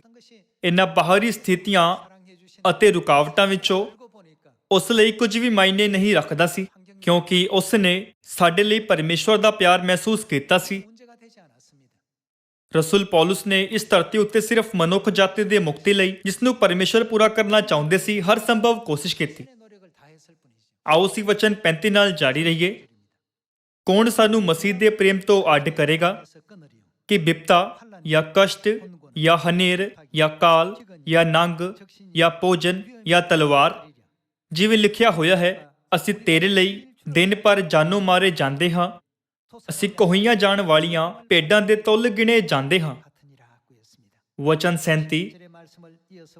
ਸਗੋਂ ਇਨ੍ਹਾਂ ਸਭਨਾਂ ਗੱਲਾਂ ਵਿੱਚ ਉਹਦੇ ਦੁਆਰਾ ਜਿਹਨੇ ਸਾਡੇ ਨਾਲ ਪ੍ਰੇਮ ਕੀਤਾ ਸੀ, ਅਸੀਂ ਹੱਦੋਂ ਵੱਧ ਫਤਿਹ ਪਾਉਂਦੇ ਹਾਂ, ਕਿਉਂਕਿ ਉਸ ਕੋਲ ਪਿਆਰ ਕਰਨ ਵਾਲਾ ਸੀ, ਪਿਆਰ ਬਾਰੇ ਅਹਿਸਾਸ ਸੀ, ਅਤੇ ਜੋ ਸਾਨੂੰ ਪਿਆਰ ਕਰਦੇ ਹਨ ਉਹਨਾਂ ਦੁਆਰਾ ਦਿੱਤਾ ਗਿਆ ਪਿਆਰ ਵਾਲਾ ਦਿਲ ਸੀ। ਇਸ ਲਈ ਸਾਰੇ ਬਾਹਰੀ ਕਾਰਕ ਉਸ ਲਈ ਜ਼ੀਰੋ ਬਣ ਗਏ। ਉਹ ਇਹਨਾਂ ਸਭ ਕਾਰਕਾਂ ਤੋਂ ਜਿੱਤ ਸਕਿਆ ਕਿਉਂਕਿ ਉਸਨੇ ਉਹਨਾਂ ਨੂੰ ਕੁਝ ਨਹੀਂ ਮੰਨਿਆ। ਪਰ ਪਰਮੇਸ਼ਵਰ ਦੇ ਪ੍ਰਤੀ ਪਿਆਰ ਤੋਂ ਬਿਨਾਂ ਸਾਡੇ ਲਈ ਇਹਨਾਂ ਸਾਰੀਆਂ ਮੁਸ਼ਕਲਾਂ ਦਾ ਅਨੁਭਵ ਕਰਦੇ ਹੋਏ ਵਿਸ਼ਵਾਸ ਦੇ ਜੀਵਨ ਤੋਂ ਲੰਘਣਾ ਮੁਸ਼ਕਿਲ ਹੈ। ਇਹ ਬਹੁਤ ਹੀ ਦੁਖਦਾਈ ਅਤੇ ਬਹੁਤ ਦਰਦਨਾਕ ਹੈ। ਸਾਰੇ ਲੋਕੋ, ਜੇਕਰ ਤੁਸੀਂ ਕਿਸੇ ਅਜਿਹੇ ਵਿਅਕਤੀ ਦੀ ਥਾਂ ਉੱਤੇ ਮਰਦੇ ਹੋ ਜਿਸ ਨਾਲ ਤੁਸੀਂ ਪਿਆਰ ਕਰਦੇ ਹੋ, ਫਿਰ ਉਸ ਮੌਤ ਵਿੱਚ ਪੀੜਾ ਨਹੀਂ ਹੋਵੇਗੀ। ਪਰ ਜੇਕਰ ਤੁਸੀਂ ਇੱਕ ਨਜਾਇਜ਼ ਮੌਤ ਦਾ ਸਾਹਮਣਾ ਕਰਦੇ ਹੋ, ਫਿਰ ਉਸ ਮੌਤ ਨਾਲ ਬਹੁਤ ਦਰਦ ਮਹਿਸੂਸ ਕੀਤਾ ਜਾਵੇਗਾ, ਭਾਵੇਂ ਉਹ ਕਿਸੇ ਵੀ ਤਰ੍ਹਾਂ ਦੀ ਮੌਤ ਕਿਉਂ ਨਾ ਹੋਵੇ। ਇੱਥੇ ਲਿਖਿਆ ਗਿਆ ਹੈ ਕਿ ਇਹਨਾਂ ਸਾਰੀਆਂ ਗੱਲਾਂ ਵਿੱਚ ਅਸੀਂ ਉਸ ਦੁਆਰਾ ਜਿਸ ਨੇ ਸਾਡੇ ਨਾਲ ਪਿਆਰ ਕੀਤਾ ਹੈ, ਵਿਜੇਤਾ ਤੋਂ ਵੀ ਵੱਧ ਕੇ ਹਾਂ। ਆਓ ਅਸੀਂ ਵਚਨ 38 ਨਾਲ ਜਾਰੀ ਰਹੀਏ। ਕਿਉਂ ਜੋ ਮੈਨੂੰ ਪ੍ਰਤੀਤ ਹੈ ਭਈ ਨਾ ਮੌਤ, ਨਾ ਜੀਵਨ, ਨਾ ਦੂਤ, ਨਾ ਹਕੂਮਤਾਂ, ਨਾ ਵਰਤਮਾਨ ਅਵਸਥਾ, ਨਾ ਹੋਣ ਵਾਲੀਆਂ ਅਵਸਥਾਂ, ਨਾ ਸ਼ਕਤੀਆਂ, ਨਾ ਉਚਾਈ, ਨਾ ਡੂੰਘਾਈ, ਨਾ ਕੋਈ ਹੋਰ ਸ੍ਰਿਸ਼ਟੀ ਪਰਮੇਸ਼ਵਰ ਦੇ ਉਸ ਪ੍ਰੇਮ ਤੋਂ ਜਿਹੜਾ ਮਸੀਹ ਯੀਸ਼ੂ ਸਾਡੇ ਪ੍ਰਭੂ ਵਿੱਚ ਹੈ, ਸਾਨੂੰ ਅੱਡ ਕਰ ਸਕੇਗੀ। ਰੋਮੀਆਂ ਦੀ ਕਿਤਾਬ ਅਧਿਆਇ 8 ਸਪਸ਼ਟ ਰੂਪ ਨਾਲ ਉਸ ਵਿਸ਼ਵਾਸ ਦੀ ਦਿਸ਼ਾ ਨੂੰ ਦਿਖਾਉਂਦਾ ਹੈ ਜੋ ਸਾਡੇ ਕੋਲ ਹੋਣਾ ਚਾਹੀਦਾ ਹੈ। ਅਸੀਂ ਹਰ ਦਿਨ ਪ੍ਰਾਰਥਨਾ ਦੇ ਸਮੇਂ ਉੱਤੇ ਪ੍ਰਾਰਥਨਾ ਕਰਦੇ ਹਾਂ, ਹਰੇਕ ਸਬਤ ਦੇ ਦਿਨ ਆਰਾਧਨਾ ਕਰਦੇ ਹਾਂ ਅਤੇ ਤੀਸਰੇ ਦਿਨ ਦੀ ਆਰਾਧਨਾ ਨਾਲ ਪਰਵ ਵੀ ਮਨਾਉਂਦੇ ਹਾਂ। ਕਿਉਂਕਿ ਅਸੀਂ ਇਹਨਾਂ ਸਾਰਿਆਂ ਨੂੰ ਕਰਦੇ ਹਾਂ, ਫਿਰ ਅਸੀਂ ਅਕਸਰ ਸੋਚਦੇ ਹਾਂ ਅਸੀਂ ਪਰਮੇਸ਼ਵਰ ਦੀ ਇੱਛਾ ਅਨੁਸਾਰ ਆਗਿਆਕਾਰੀਤਾ ਨਾਲ ਖੁਸ਼ਖਬਰੀ ਦਾ ਕੰਮ ਕਰ ਰਹੇ ਹਾਂ। ਪਰ ਸਿਰਫ ਬਾਹਰੀ ਰੂਪ ਨਾਲ ਚੰਗਾ ਕੰਮ ਕਰਨਾ ਵਿਸ਼ਵਾਸ ਦੀ ਸਹੀ ਦਿਸ਼ਾ ਨਹੀਂ ਹੈ। ਪਰਮੇਸ਼ਵਰ ਦੁਆਰਾ ਸਾਨੂੰ ਦਿੱਤੇ ਗਏ ਦ੍ਰਿਸ਼ਟਾਂਤਾਂ ਵਿੱਚ ਜੰਗਲੀ ਬੂਟੀ ਅਤੇ ਕਣਕ ਹੈ। ਕਣਕ ਵਿਚਕਾਰ ਹੋਰ ਕੀ ਰਹਿੰਦਾ ਹੈ? ਪਰਮੇਸ਼ਵਰ ਕਹਿੰਦੇ ਹਨ ਕਿ ਉਹਨਾਂ ਵਿਚਕਾਰ ਤੂੜੀ ਵੀ ਹੈ। ਤੂੜੀ ਦਿਸਣ ਵਿੱਚ ਕਣਕ ਵਾਂਗ ਲੱਗਦੀ ਹੈ, ਪਰ ਅੰਦਰੋਂ ਬਿਲਕੁਲ ਖਾਲੀ ਹੁੰਦੀ ਹੈ। ਸਾਨੂੰ ਪਰਮੇਸ਼ਵਰ ਦੇ ਪ੍ਰਤੀ ਪਿਆਰ ਨਾਲ ਵਿਸ਼ਵਾਸ ਸਥਾਪਿਤ ਕਰਨ, ਇਸ ਪਿਆਰ ਨਾਲ ਪ੍ਰਚਾਰ ਕਰਨ, ਇਸ ਪਿਆਰ ਨਾਲ ਪ੍ਰਾਰਥਨਾ ਕਰਨ ਅਤੇ ਇਸ ਪਿਆਰ ਨਾਲ ਆਪਣੇ ਵਿਸ਼ਵਾਸ ਦੇ ਜੀਵਨ ਵਿੱਚ ਸਭ ਕੁਝ ਕਰਨ ਦੀ ਲੋੜ ਹੈ। ਜੇਕਰ ਅਸੀਂ ਆਪਣੇ ਭਰਾਵਾਂ ਅਤੇ ਭੈਣਾਂ ਨੂੰ ਉਸੇ ਪਿਆਰ ਨਾਲ ਦੇਖਦੇ ਹਾਂ ਜੋ ਪਰਮੇਸ਼ਵਰ ਦੇ ਪ੍ਰਤੀ ਸਾਡੇ ਮਨ ਵਿੱਚ ਹੈ, ਫਿਰ ਅਸੀਂ ਸਾਰੇ ਭਰਾਵਾਂ ਭੈਣਾਂ ਦੀ ਦੇਖਭਾਲ ਕਰ ਸਕਾਂਗੇ। ਜੇਕਰ ਅਸੀਂ ਪਰਮੇਸ਼ਵਰ ਦੇ ਪਿਆਰ ਨਾਲ ਸਬਤ ਦੇ ਦਿਨ ਵਿੱਚ ਹਿੱਸਾ ਲਈਏ, ਫਿਰ ਸਾਡੇ ਦਿਲ ਅਸਲ ਵਿੱਚ ਖੁਸ਼ ਹੋਣਗੇ। ਪਰ ਜੇਕਰ ਅਸੀਂ ਪਰਮੇਸ਼ਵਰ ਦੇ ਪ੍ਰਤੀ ਪਿਆਰ ਤੋਂ ਬਿਨਾਂ ਆਦਤ ਦੇ ਰੂਪ ਵਿੱਚ ਕੰਮਾਂ ਨੂੰ ਕਰੀਏ ਅਤੇ ਵਿਧੀਆਂ ਅਤੇ ਨਿਯਮਾਂ ਨਾਲ ਬੰਨ੍ਹ ਕੇ ਸਿਰਫ ਇਸ ਲਈ ਸਬਤ ਦਾ ਦਿਨ ਮਨਾਈਏ ਕਿਉਂਕਿ ਅੱਜ ਸ਼ਨੀਵਾਰ ਹੈ, ਫਿਰ ਅਸੀਂ ਆਪਣੇ ਵਿਸ਼ਵਾਸ ਦੇ ਜੀਵਨ ਵਿੱਚ ਖੁਸ਼ੀ ਅਤੇ ਆਨੰਦ ਨੂੰ ਲੱਭ ਨਹੀਂ ਸਕਾਂਗੇ। ਜੇਕਰ ਅਸੀਂ ਸੋਚਦੇ ਹਾਂ ਕਿ ਮੈਨੂੰ ਅੱਜ ਫਿਰ ਤੋਂ ਆਰਾਧਨਾ ਲਈ ਜਾਣਾ ਪਵੇਗਾ, ਮੈਂ ਅੱਜ ਆਰਾਮ ਕਰਨਾ ਚਾਹੁੰਦਾ ਹਾਂ, ਫਿਰ ਅਸੀਂ ਚਰਚ ਆਉਣ ਤੋਂ ਬਾਅਦ ਵੀ ਖੁਸ਼ੀ ਮਹਿਸੂਸ ਨਹੀਂ ਕਰ ਸਕਦੇ। ਜੇਕਰ ਅਸੀਂ ਆਪਣੇ ਵਿਸ਼ਵਾਸ ਦੇ ਜੀਵਨ ਵਿੱਚ ਪਰਮੇਸ਼ਵਰ ਦੇ ਪ੍ਰਤੀ ਪਿਆਰ ਤੋਂ ਬਿਨਾਂ ਕੋਈ ਕੰਮ ਕਰੀਏ, ਫਿਰ ਅਸੀਂ ਅੰਤ ਵਿੱਚ ਜਿੱਤ ਨਹੀਂ ਸਕਦੇ। ਜਦੋਂ ਸਾਡੇ ਕੋਲ ਪਰਮੇਸ਼ਵਰ ਉੱਤੇ ਵਿਸ਼ਵਾਸ ਅਤੇ ਪਿਆਰ ਹੋਵੇਗਾ, ਫਿਰ ਅਸੀਂ ਸਾਰੀਆਂ ਮੁਸ਼ਕਲਾਂ ਨੂੰ ਪਾਰ ਕਰਦੇ ਹੋਏ ਵਿਜੇਤਾ ਤੋਂ ਵੀ ਵੱਧ ਕੇ ਹੋਵਾਂਗੇ। ਫਿਰ ਅਸੀਂ ਇਹ ਕਹਿਣ ਵਿੱਚ ਸਫਲ ਹੋਵਾਂਗੇ, ਸ੍ਰਿਸ਼ਟੀ ਵਿੱਚ ਕੋਈ ਵੀ ਵਸਤੂ ਸਾਨੂੰ ਮਸੀਹ ਦੇ ਪਿਆਰ ਨਾਲੋਂ ਵੱਖ ਨਹੀਂ ਕਰ ਸਕਦੀ। ਹੁਣ ਅਸੀਂ ਆਤਮਿਕ ਸਰਦੀਆਂ ਦੀ ਰੁੱਤ ਵਿੱਚ ਹਾਂ, ਜਦੋਂ ਸਾਨੂੰ ਖੁਸ਼ਖਬਰੀ ਲਈ ਆਪਣੇ ਵਿਸ਼ਵਾਸ ਦੇ ਰਾਹ ਉੱਤੇ ਚੱਲਣ ਤੋਂ ਬਾਅਦ ਚੰਗੇ ਨਤੀਜੇ ਦੀ ਵਾਢੀ ਕਰਨੀ ਚਾਹੀਦੀ ਹੈ। ਪਰ ਜੇਕਰ ਅਸੀਂ ਸੇਬ ਜਾਂ ਨਾਸਪਤੀ ਜਾਂ ਕਣਕ ਦੇ ਆਕਾਰ ਵਿੱਚ ਹਾਂ ਪਰ ਅੰਦਰੋਂ ਖਾਲੀ ਹਾਂ ਜਾਂ ਅੰਦਰ ਅਨਾਜ ਨਹੀਂ ਹੈ, ਫਿਰ ਇਹ ਇੱਕ ਵੱਡੀ ਸਮੱਸਿਆ ਹੋਵੇਗੀ। ਇਹ ਨਤੀਜਾ ਸੰਭਵ ਉਦੋਂ ਹੋਵੇਗਾ ਜਦੋਂ ਅਸੀਂ ਪਰਮੇਸ਼ਵਰ ਦੇ ਪਿਆਰ ਨੂੰ ਬਿਨਾਂ ਸਮਝੇ ਜਾਂ ਬਿਨਾਂ ਮਹਿਸੂਸ ਕੀਤੇ ਖੁਸ਼ਖਬਰੀ ਦਾ ਕੰਮ ਕਰਾਂਗੇ। ਇਸ ਲਈ ਆਓ ਅਸੀਂ ਪਰਮੇਸ਼ਵਰ ਦੇ ਪਿਆਰ ਨੂੰ ਸਮਝ ਕੇ ਆਪਣੇ ਸੱਚੇ ਵਿਸ਼ਵਾਸ ਦਾ ਨਿਰਮਾਣ ਕਰੀਏ। ਜਦੋਂ ਅਸੀਂ ਪ੍ਰਾਰਥਨਾ ਕਰਦੇ ਹਾਂ, ਫਿਰ ਇਹ ਪਰਮੇਸ਼ਵਰ ਨਾਲ, ਜਿਨ੍ਹਾਂ ਨਾਲ ਅਸੀਂ ਪਿਆਰ ਕਰਦੇ ਹਾਂ, ਪਿਆਰ ਦੇ ਸੰਦੇਸ਼ ਦਾ ਆਦਾਨ ਪ੍ਰਦਾਨ ਕਰਨ ਦਾ ਸਮਾਂ ਹੈ। ਜਦੋਂ ਅਸੀਂ ਸਮੱਸਿਆਵਾਂ ਦਾ ਸਾਹਮਣਾ ਕਰਦੇ ਹਾਂ, ਫਿਰ ਸਾਨੂੰ ਪਰਮੇਸ਼ਵਰ ਨੂੰ ਇਹ ਕਹਿੰਦੇ ਹੋਏ, ਪਰਮੇਸ਼ਵਰ ਕਿਰਪਾ ਕਰਕੇ ਇਸ ਨੂੰ ਹੱਲ ਕਰ ਦਿਓ, ਪਰਮੇਸ਼ਵਰ ਨੂੰ ਸਿਰਫ ਇੱਕ ਜਾਦੂਗਰ ਦੇ ਰੂਪ ਵਿੱਚ ਨਹੀਂ ਸਮਝਣਾ ਚਾਹੀਦਾ। ਬੇਸ਼ੱਕ ਪਰਮੇਸ਼ਵਰ ਕੋਲ ਸਾਡੀਆਂ ਮੁਸ਼ਕਲ ਸਮੱਸਿਆਵਾਂ ਦਾ ਹੱਲ ਕਰਨ ਦੀ ਸ਼ਕਤੀ ਹੈ, ਪਰ ਸਾਨੂੰ ਇਸ ਬਾਰੇ ਸੋਚਣਾ ਚਾਹੀਦਾ ਹੈ ਕਿ ਪਰਮੇਸ਼ਵਰ ਸਾਨੂੰ ਪਾਪੀਆਂ ਨੂੰ ਕਿੰਨਾ ਪਿਆਰ ਕਰਦੇ ਹਨ। ਇਸ ਦੇ ਇਲਾਵਾ ਸਾਨੂੰ ਇਸ ਉੱਤੇ ਵਿਚਾਰ ਕਰਨਾ ਚਾਹੀਦਾ ਹੈ ਕਿ ਸਾਨੂੰ ਖੁਸ਼ਖਬਰੀ ਸੁਣਨ ਦੇਣ ਲਈ, ਸਾਡੀ ਸੱਚਾਈ ਵਿੱਚ ਅਗਵਾਈ ਕਰਨ ਅਤੇ ਸਾਨੂੰ ਪਾਪੀਆਂ ਨੂੰ ਮਾਫੀ ਦੇਣ ਦੀ ਪ੍ਰਕਿਰਿਆ ਵਿੱਚ ਪਰਮੇਸ਼ਵਰ ਕਿੰਨੇ ਦੁਖੀ ਹੋਏ ਹੋਣਗੇ। ਉਹਨਾਂ ਨੇ ਕਿੰਨੀ ਕੋਸ਼ਿਸ਼ ਕੀਤੀ ਹੋਵੇਗੀ ਅਤੇ ਉਹ ਕਿੰਨੇ ਨਿਰਾਸ਼ ਹੋਏ ਹੋਣਗੇ ਤਾਂ ਜੋ ਅਸੀਂ ਸਵਰਗ ਦੇ ਰਾਜ ਵਿੱਚ ਪ੍ਰਵੇਸ਼ ਕਰ ਸਕੀਏ। ਇਸ ਤਰ੍ਹਾਂ ਅਸੀਂ ਇੱਕ ਸਹੀ ਵਿਸ਼ਵਾਸ ਦਾ ਨਿਰਮਾਣ ਕਰ ਸਕਦੇ ਹਾਂ ਅਤੇ ਪਰਮੇਸ਼ਵਰ ਵਿੱਚ ਮਜ਼ਬੂਤ ਬਣੇ ਰਹਿ ਸਕਦੇ ਹਾਂ। ਫਿਰ ਜੇਕਰ ਅਸੀਂ ਪਰਮੇਸ਼ਵਰ ਦੇ ਪ੍ਰਤੀ ਪਿਆਰ ਨੂੰ ਨਾ ਸਮਝੀਏ, ਫਿਰ ਕੀ ਅਸੀਂ ਉਹਨਾਂ ਲੋਕਾਂ ਦੇ ਸਮੂਹ ਵਿੱਚ ਸ਼ਾਮਿਲ ਹੋ ਸਕਾਂਗੇ ਜੋ ਪਲ ਭਰ ਵਿੱਚ ਪਲਕ ਝਪਕਦੇ ਹੀ, ਅੰਤਮ ਧੂਰੀ ਫੂਕਦੇ ਹੀ ਬਦਲ ਜਾਣਗੇ? ਸਾਨੂੰ ਇਸ ਵਿਸ਼ੇ ਉੱਤੇ ਵੀ ਵਿਚਾਰ ਕਰਨ ਦੀ ਲੋੜ ਹੈ। ਆਓ ਪਹਿਲਾ ਥੈਸਲੂਨੀਕੀਆਂ ਦੀ ਕਿਤਾਬ ਅਧਿਆਇ 4 ਵਚਨ 14 ਉੱਤੇ ਜਾਈਏ। ਕਿਉਂਕਿ ਜੇ ਸਾਨੂੰ ਇਹ ਪ੍ਰਤੀਤ ਹੋਈ ਹੈ ਭਾਈ ਯੀਸ਼ੂ ਮੋਇਆ ਅਤੇ ਫਿਰ ਜੀ ਉੱਠਿਆ, ਤਾਂ ਇਸੇ ਤਰ੍ਹਾਂ ਪਰਮੇਸ਼ਵਰ ਉਹਨਾਂ ਨੂੰ ਵੀ ਜਿਹੜੇ ਯੀਸ਼ੂ ਵਿੱਚ ਸੋ ਗਏ ਹਨ ਉਹਦੇ ਨਾਲ ਲਿਆਵੇਗਾ। ਅਸੀਂ ਪ੍ਰਭੂ ਦੇ ਵਚਨ ਦੇ ਅਨੁਸਾਰ ਤੁਹਾਨੂੰ ਇਹ ਆਖਦੇ ਹਾਂ ਭਈ ਅਸੀਂ ਜਿਹੜੇ ਜਿਉਂਦੇ ਅਤੇ ਪ੍ਰਭੂ ਦੇ ਆਉਣ ਤੱਕ ਬਾਕੀ ਰਹਿੰਦੇ ਹਾਂ, ਸੋ ਉਹਨਾਂ ਤੋਂ ਜਿਹੜੇ ਸੋ ਗਏ ਹਨ ਕਦੇ ਅਗੇਤੇ ਨਾ ਹੋਵਾਂਗੇ। ਇਸ ਲਈ ਜੋ ਪ੍ਰਭੂ ਆਪ ਲਲਕਾਰੇ ਨਾਲ, ਮਹਾਦੂਤ ਦੀ ਆਵਾਜ਼ ਨਾਲ ਅਤੇ ਪਰਮੇਸ਼ਵਰ ਦੀ ਤੂਰੀ ਨਾਲ ਸਵਰਗ ਤੋਂ ਉਤਰੇਗਾ ਅਤੇ ਜਿਹੜੇ ਮਸੀਹ ਵਿੱਚ ਹੋ ਕੇ ਮੋਏ ਹਨ ਉਹ ਪਹਿਲਾਂ ਜੀ ਉੱਠਣਗੇ। ਤਦ ਅਸੀਂ ਜਿਹੜੇ ਜਿਉਂਦੇ ਅਤੇ ਬਾਕੀ ਰਹਿੰਦੇ ਹਾਂ ਉਹਨਾਂ ਦੇ ਨਾਲ ਹੀ ਹਵਾ ਵਿੱਚ ਪ੍ਰਭੂ ਦੇ ਮਿਲਣ ਨੂੰ ਬੱਦਲਾਂ ਉੱਤੇ ਅਚਾਨਕ ਉਠਾਏ ਜਾਵਾਂਗੇ ਅਤੇ ਇਸੇ ਤਰ੍ਹਾਂ ਅਸੀਂ ਸਦਾ ਪ੍ਰਭੂ ਦੇ ਸੰਗ ਰਹਾਂਗੇ। ਸੋ ਤੁਸੀਂ ਇਹਨਾਂ ਗੱਲਾਂ ਨਾਲ ਇੱਕ ਦੂਏ ਨੂੰ ਤਸੱਲੀ ਦਿਓ। ਬਾਈਬਲ ਵਿੱਚ ਲਿਖੀਆਂ ਭਵਿੱਖਬਾਣੀਆਂ ਦੇ ਅਨੁਸਾਰ ਇਸ ਵਡਿਆਈ ਨਾਲ ਭਰੇ ਦਿਨ, ਜਦੋਂ ਪ੍ਰਭੂ ਆਪ ਸਵਰਗ ਤੋਂ ਲਲਕਾਰੇ ਨਾਲ, ਮਹਾਦੂਤ ਦੀ ਆਵਾਜ਼ ਨਾਲ ਸਵਰਗ ਤੋਂ ਉਤਰਨਗੇ ਅਤੇ ਪਰਮੇਸ਼ਵਰ ਦੀ ਤੂਰੀ ਫੂਕੀ ਜਾਵੇਗੀ, ਫਿਰ ਅਸੀਂ ਉਠਾ ਲਏ ਜਾਵਾਂਗੇ ਅਤੇ ਹਵਾ ਵਿੱਚ ਪ੍ਰਭੂ ਨਾਲ ਮਿਲਾਂਗੇ ਤਾਂ ਜੋ ਅਸੀਂ ਇਸ ਕਿਰਪਾ ਤੇ ਵਡਿਆਈ ਵਿੱਚ ਪ੍ਰਵੇਸ਼ ਕਰ ਸਕੀਏ। ਇੱਥੇ ਲਿਖਿਆ ਹੈ ਅਸੀਂ ਹਵਾ ਵਿੱਚ ਉਠਾਏ ਜਾਵਾਂਗੇ, ਪਰ ਉਠਾ ਲਏ ਜਾਣ ਦੀ ਇਸ ਅਭਿਵਿਅਕਤੀ ਨੂੰ ਪਹਿਲਾ ਕੁਰਿੰਥੀਆਂ ਦੀ ਕਿਤਾਬ ਵਿੱਚ ਹੋਰ ਤੇ ਹੋਰ ਹੋ ਜਾਵਾਂਗੇ ਦੇ ਰੂਪ ਵਿੱਚ ਵਰਣਿਤ ਕੀਤਾ ਗਿਆ ਹੈ। ਫਿਰ ਆਓ ਅਸੀਂ ਪਹਿਲਾ ਕੁਰਿੰਥੀਆਂ ਅਧਿਆਇ 15 ਉੱਤੇ ਇੱਕ ਨਜ਼ਰ ਪਾਈਏ ਅਤੇ ਅਧਿਆਇ 15 ਵਚਨ 50 ਪੜ੍ਹਨ ਦੇ ਦੁਆਰਾ ਇਸ ਦੀ ਪੁਸ਼ਟੀ ਕਰੀਏ। ਹੁਣ ਹੇ ਭਰਾਵੋ, ਮੈਂ ਇਹ ਆਖਦਾ ਹਾਂ, ਜੋ ਮਾਂਸ ਅਤੇ ਲਹੂ ਪਰਮੇਸ਼ਵਰ ਦੇ ਰਾਜ ਦੇ ਅਧਿਕਾਰੀ ਨਹੀਂ ਹੋ ਸਕਦੇ, ਨਾ ਵਿਨਾਸ਼ ਅਵਿਨਾਸ਼ ਦਾ ਅਧਿਕਾਰੀ ਹੁੰਦਾ ਹੈ। ਵੇਖੋ, ਮੈਂ ਤੁਹਾਨੂੰ ਇੱਕ ਭੇਤ ਦੱਸਦਾ ਹਾਂ। ਜੋ ਅਸੀਂ ਸੱਬੇ ਨਹੀਂ ਸੋਵਾਂਗੇ, ਪਰ ਸੱਬੇ ਸਾਡੇ ਨਾਲ ਕੀ ਹੋਵੇਗਾ? ਅਸੀਂ ਸੱਬੇ ਛਿੰਨ ਭਰ ਵਿੱਚ ਅੱਖ ਦੀ ਝਪਕ ਵਿੱਚ ਛੇਕੜ ਲਈ ਤੂਰੀ ਫੂਕਦੇ ਸਾਰ ਹੋਰ ਦੇ ਹੋਰ ਹੋ ਜਾਵਾਂਗੇ। ਤੂਰੀ ਫੂਕੀ ਜਾਵੇਗੀ ਅਤੇ ਮੁਰਦੇ ਅਵਿਨਾਸੀ ਹੋ ਕੇ ਜੀ ਉੱਠਣਗੇ ਅਤੇ ਅਸੀਂ ਹੋਰ ਦੇ ਹੋਰ ਹੋ ਜਾਵਾਂਗੇ। ਆਓ ਵਚਨ 53 ਪੜਨ ਦੁਆਰਾ ਦੇਖੀਏ ਕਿ ਕਿਸ ਪ੍ਰਕਾਰ ਦਾ ਬਦਲਾਅ ਹੋਵੇਗਾ। ਕਿਉਂ ਜੋ ਜ਼ਰੂਰ ਹੈ ਕਿ ਨਾਸਵਾਨ ਅਵਿਨਾਸ਼ ਨੂੰ ਉਧਾਲੇ ਪਾਵੇ ਅਤੇ ਇਹ ਮਰਨਹਾਰ ਅਮਰਤਾ ਨੂੰ ਉਧਾਲੇ ਪਾਵੇ। ਪਰ ਜਾਂ ਇਹ ਨਾਸਵਾਨ ਅਵਿਨਾਸ਼ ਨੂੰ ਅਤੇ ਇਹ ਮਰਨਹਾਰ ਅਮਰਤਾ ਨੂੰ ਉਧਾਲੇ ਪਾ ਚੁੱਕੇਗਾ ਤਾਂ ਉਹ ਗੱਲ ਜਿਹੜੀ ਲਿਖੀ ਹੋਈ ਹੈ ਪੂਰੀ ਹੋ ਜਾਵੇਗੀ। ਮੌਤ ਫਤਿਹ ਦੀ ਬੁਰਕੀ ਹੋ ਗਈ। ਹੇ ਮੌਤ, ਤੇਰੀ ਫਤਿਹ ਕਿੱਥੇ ਹੈ? ਹੇ ਮੌਤ, ਤੇਰਾ ਡੰਗ ਕਿੱਥੇ ਹੈ? ਮੌਤ ਦਾ ਡੰਗ ਪਾਪ ਹੈ ਅਤੇ ਪਾਪ ਦਾ ਬਲ ਸ਼ਰ੍ਹਾ ਹੈ। ਪਰ ਧੰਨਵਾਦ ਹੈ ਪਰਮੇਸ਼ਵਰ ਦਾ ਜੋ ਸਾਨੂੰ ਸਾਡੇ ਪ੍ਰਭੂ ਯਿਸੂ ਮਸੀਹ ਦੇ ਰਾਹੀਂ ਫਤਿਹ ਬਖਸ਼ਦਾ ਹੈ।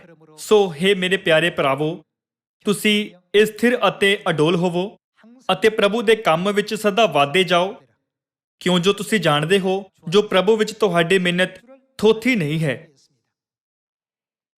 ਬਾਈਬਲ ਗਵਾਹੀ ਦਿੰਦੀ ਹੈ ਕਿ ਪਰਮੇਸ਼ਵਰ ਵਿੱਚ ਸਾਡੀ ਸਾਰੀ ਮਿਹਨਤ ਵਿਅਰਥ ਨਹੀਂ ਹੈ। ਅੰਤਮ ਤੂਰੀ ਫੂਕਦੇ ਹੀ ਕੀ ਹੋਵੇਗਾ? ਇਹ ਕਹਿੰਦਾ ਹੈ, ਪਰ ਸੱਬੇ ਛਿੰਨ ਭਰ ਵਿੱਚ ਅੱਖ ਦੀ ਚਮਕ ਵਿੱਚ ਛੇਕੜ ਲਈ ਤੂਰੀ ਫੂਕਦੇ ਸਾਰ ਹੋਰ ਦੇ ਹੋਰ ਹੋ ਜਾਣਗੇ। ਉਹ ਇਹ ਵੀ ਕਹਿੰਦਾ ਹੈ, ਪਰ ਜਾਂ ਇਹ ਨਾਸਵਾਨ ਅਵਿਨਾਸ਼ ਨੂੰ ਅਤੇ ਇਹ ਮਰਨਹਾਰ ਅਮਰਤਾ ਨੂੰ ਉਧਾਲੇ ਪਾ ਚੁੱਕੇਗਾ। ਇਸ ਦਾ ਮਤਲਬ ਹੈ ਕਿ ਅਸੀਂ ਆਪਣਾ ਮੂਲ ਸਰੂਪ ਵਾਪਸ ਪਾ ਲਵਾਂਗੇ। ਅਜਿਹੇ ਕਈ ਕਾਰਕ ਹਨ ਜੋ ਸਾਨੂੰ ਬਦਲ ਸਕਦੇ ਹਨ, ਪਰ ਇਸ ਸੰਸਾਰ ਵਿੱਚ ਇੱਕ ਕਾਰਕ ਜੋ ਸਾਡੇ ਅੰਦਰ ਇੱਕ ਵੱਡਾ ਬਦਲਾਅ ਲਿਆ ਸਕਦਾ ਹੈ, ਉਹ ਹੈ ਪ੍ਰੇਮ। ਇਸ ਨਾਲ ਸੰਬੰਧਿਤ ਆਓ ਕੁਲੁਸੀਆ ਦੀ ਕਿਤਾਬ ਅਧਿਆਇ 3 ਵਚਨ 5 ਵਿੱਚ ਪਰਮੇਸ਼ਵਰ ਦੀ ਸਿੱਖਿਆ ਦੇਖੀਏ। ਇਸ ਲਈ ਤੁਸੀਂ ਆਪਣੇ ਅੰਗਾਂ ਨੂੰ ਜੋ ਧਰਤੀ ਉੱਤੇ ਹਨ ਮਾਰ ਸੁੱਟੋ, ਅਰਥਾਤ ਹਰਾਮਕਾਰੀ, ਗੰਦਮੰਦ, ਕਾਮਨਾ, ਬੁਰੀ ਇੱਛਾ ਅਤੇ ਲੋਭ, ਜਿਹੜਾ ਮੂਰਤੀ ਪੂਜਾ ਹੈ। ਕਿਉਂ ਜੋ ਇਹਨਾਂ ਗੱਲਾਂ ਦੇ ਕਾਰਨ ਪਰਮੇਸ਼ਵਰ ਦਾ ਕ੍ਰੋਧ ਅਣਆਗਿਆਕਾਰੀ ਦੇ ਪੁੱਤਰਾਂ ਉੱਤੇ ਪੈਂਦਾ ਹੈ, ਜਿਨ੍ਹਾਂ ਦੇ ਰਾਹ ਤੁਸੀਂ ਵੀ ਅੱਗੇ ਚੱਲਦੇ ਸਾਓ, ਜਿਸ ਵੇਲੇ ਉਹਨਾਂ ਵਿੱਚ ਜਿਉਂਦੇ ਸਾਓ। ਪਰ ਹੁਣ ਤੁਸੀਂ ਇਹਨਾਂ ਸਾਰੀਆਂ ਗੱਲਾਂ ਨੂੰ ਅਰਥਾਤ ਕੋਪ, ਕ੍ਰੋਧ, ਬਦੀ, ਦੁਰਬਚਨ ਅਤੇ ਆਪਣੇ ਮੂੰਹੋਂ ਗੰਦੀਆਂ ਗਾਲਾਂ ਕੱਢਣੀਆਂ ਛੱਡ ਦਿਓ। ਇੱਕ ਦੂਏ ਨਾਲ ਝੂਠ ਨਾ ਬੋਲੋ, ਕਿਉਂ ਜੋ ਤੁਸੀਂ ਪੁਰਾਣੀ ਇਨਸਾਨੀਅਤ ਨੂੰ ਉਹਦੀਆਂ ਕੰਮਾਂ ਸਣੇ ਲਾ ਸੁੱਟਿਆ ਅਤੇ ਅਸੀਂ ਕਿਸ ਨੂੰ ਪਹਿਨ ਲਿਆ ਹੈ? ਨਵੀਂ ਨੂੰ ਪਹਿਨ ਲਿਆ, ਜੋ ਪੂਰਨ ਗਿਆਨ ਲਈ ਆਪਣੇ ਕਰਤਾਰ ਦੇ ਸਰੂਪ ਦੇ ਉੱਤੋਂ ਨਵੀਂ ਬਣਦੀ ਜਾਂਦੀ ਹੈ। ਇੱਥੇ ਪਰਮੇਸ਼ਵਰ ਕਹਿੰਦੇ ਹਨ, ਇਸ ਲਈ ਤੁਸੀਂ ਆਪਣੇ ਅੰਗਾਂ ਨੂੰ ਜੋ ਧਰਤੀ ਉੱਤੇ ਹਨ ਮਾਰ ਸੁੱਟੋ। ਇਸ ਦਾ ਮਤਲਬ ਹੈ ਕਿ ਸਾਨੂੰ ਭ੍ਰਿਸ਼ਟ ਮਾਨਸਿਕਤਾ, ਸੰਸਾਰਿਕ ਸੁਭਾਅ ਅਤੇ ਇਹਨਾਂ ਵਰਗੀਆਂ ਚੀਜ਼ਾਂ ਨੂੰ ਛੱਡ ਦੇਣਾ ਚਾਹੀਦਾ ਹੈ। ਪਰਮੇਸ਼ਵਰ ਇਹ ਵੀ ਕਹਿੰਦੇ ਹਨ ਕਿ ਸਾਨੂੰ ਪੁਰਾਣੀ ਇਨਸਾਨੀਅਤ ਨੂੰ ਉਹਦੀਆਂ ਕੰਮਾਂ ਸਣੇ ਲਾ ਸੁੱਟਣਾ ਅਤੇ ਨਵੀਂ ਨੂੰ ਪਹਿਨ ਲੈਣਾ ਚਾਹੀਦਾ ਹੈ। ਕਿ ਇਸ ਦਾ ਅਰਥ ਇਹ ਨਹੀਂ ਹੈ ਕਿ ਸਾਨੂੰ ਕਹਾਣੀ ਦੇ ਰਾਜਕੁਮਾਰ ਦੇ ਵਾਂਗ ਪਸ਼ੂ ਦਾ ਨਕਾਬ ਉਤਾਰ ਦੇਣਾ ਚਾਹੀਦਾ ਹੈ ਅਤੇ ਆਪਣੇ ਅਸਲੀ ਸਰੂਪ ਵਿੱਚ ਬਦਲ ਜਾਣਾ ਚਾਹੀਦਾ ਹੈ। ਆਓ ਅਸੀਂ ਸਾਰੇ ਆਪਣੇ ਮੂਲ ਸਰੂਪ ਵਿੱਚ ਬਦਲ ਜਾਈਏ। ਆਓ ਅਫੀਸੀਆਂ ਦੀ ਕਿਤਾਬ ਅਧਿਆਇ 4 ਵਚਨ 19 ਉੱਤੇ ਜਾਈਏ। ਉਹਨਾਂ ਨੇ ਸੁਣ ਹੋ ਕੇ ਆਪਣੇ ਆਪ ਨੂੰ ਲੁਚਪਣੇ ਦੇ ਹੱਥ ਸੌਂਪ ਦਿੱਤਾ, ਭਈ ਹਰ ਭਾਂਤ ਦੇ ਗੰਦੇ ਮੰਦੇ ਕੰਮ ਚੋਪ ਨਾਲ ਕਰਨ।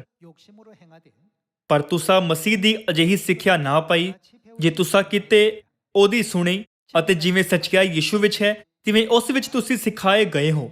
ਭਈ ਤੁਸੀਂ ਅਗਲੇ ਚੱਲਣ ਦੀ ਉਸ ਪੁਰਾਣੀ ਇਨਸਾਨੀਅਤ ਨੂੰ ਕੀ ਕਰਨਾ ਚਾਹੀਦਾ ਹੈ? ਲਾ ਸੁੱਟੋ, ਜੋ ਧੋਖਾ ਦੇਣ ਵਾਲੀਆਂ ਕਾਮਨਾ ਦੇ ਅਨੁਸਾਰ ਵਿਗੜਦੀ ਜਾਂਦੀ ਹੈ,